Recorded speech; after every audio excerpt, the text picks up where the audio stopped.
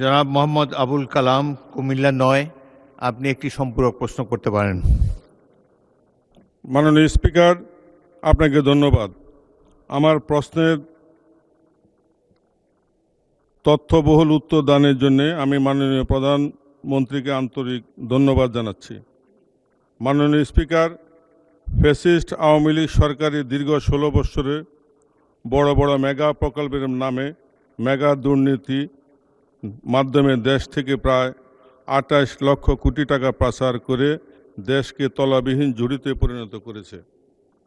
মাননীয় প্রধানমন্ত্রীর উত্তরের এক জায়গায় বলেছেন, পাচারকৃত অর্থ পুনরুদ্ধারের লক্ষ্যে ইতিমধ্যে 141টি মামলা রুজু হয়েছে, যার মধ্যে 25টি মামলার চার্জশিট দাখিল করা হয়েছে এবং 6টি মামলার রায় হয়েছে।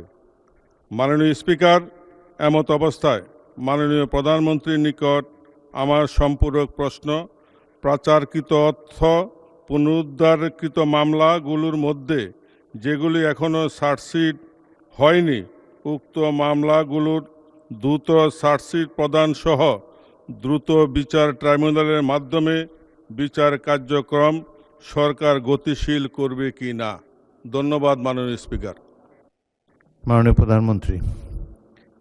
মাননীয় সংসদ সদস্য, আপনাকে ধন্যবাদ আপনার সম্পূরক প্রশ্নের জন্য। আপনি যেটি করেছেন, এক কথায় যদি বলতে হয়, এটি জনগণের অর্থ, এবং যেহেতু আমরা জনগণ দ্বারা নির্বাচিত সরকার, জনগণের প্রতি এবং দেশের প্রতি আমাদের একটি দায়বদ্ধতা আছে।